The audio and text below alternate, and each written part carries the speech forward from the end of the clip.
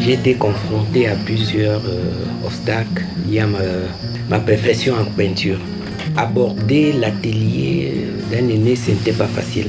C'est d'où j'ai initié cet atelier Kanté, qui est un atelier ouvert à toute personne qui aimerait apprendre la technique en peinture. Donc la résidence dure un mois. C'est du 1er août au 31 août.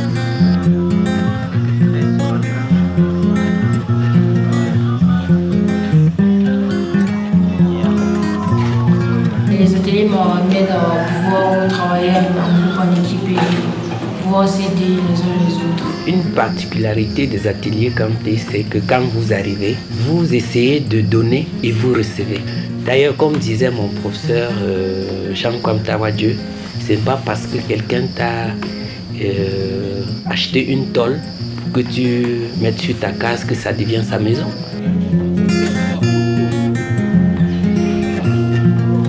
Et à l'intérieur, il y a l'atelier proprement dit, avec l'apprentissage des techniques, mais il y a aussi des voyages d'études. Par exemple, d'ici le 28, on ira à Badjoun Station. Barthélemy Togo, qui est le créateur de Badjoun Station, nous a accordé 2 jours dans son espace pour pouvoir partager aussi son expérience avec des enfants. Et puis il y a des sites qu'on essaie de visiter pour des questions touristiques.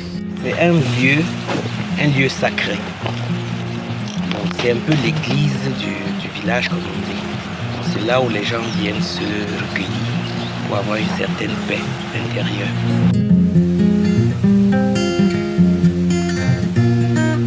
À l'intérieur de la résidence, on a essayé d'organiser comme une famille qui fonctionne normalement en société. Ce qui fait que déjà les tâches qui sont à l'intérieur sont très bien structurées. Il y a plusieurs groupes. Il y a un groupe qui doit puiser l'eau le matin, il y a un groupe qui doit aider à la cuisine. Le bien fondé de la dimension artistique, c'est une question du savoir-faire, c'est une question du savoir-être et c'est une question du savoir-vivre.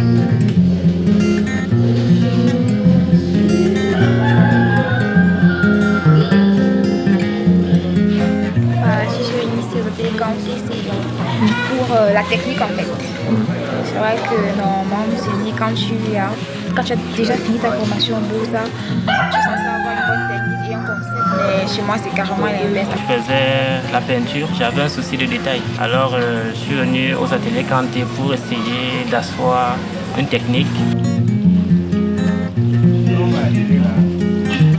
Nous sommes à la 5e année. Quand je dis même 5e, c'est ici à Batié. Parce que j'ai commencé l'initiative depuis Mbalmayo, depuis ma sortie en 96 à l'Institut de formation assistée de Mbalmayo, où les enfants qui allaient en stage venaient chaque fois dans mon atelier pour qu'on travaille ensemble.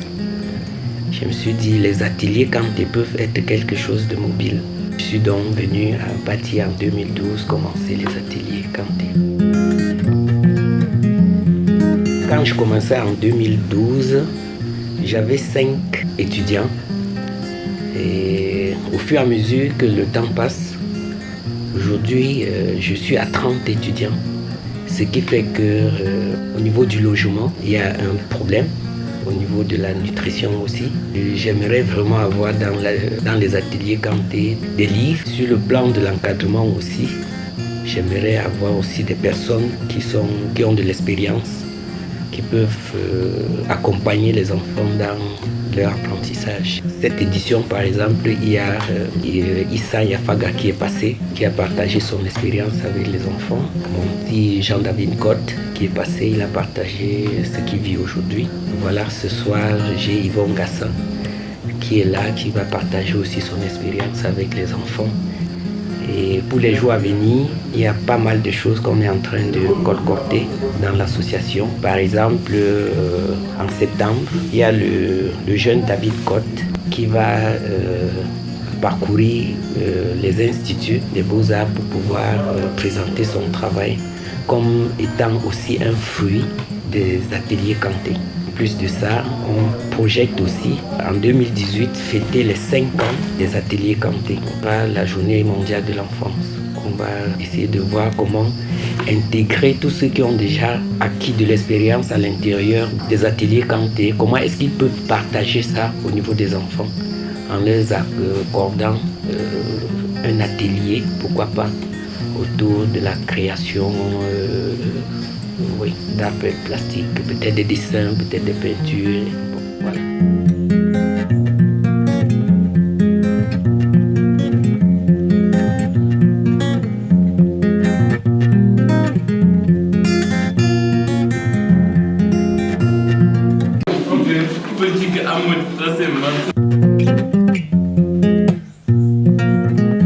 Je crois que le monde rural, pour moi, reste le monde qu'on peut facilement dompter et facilement transmettre quelque chose qui pourra construire notre futur.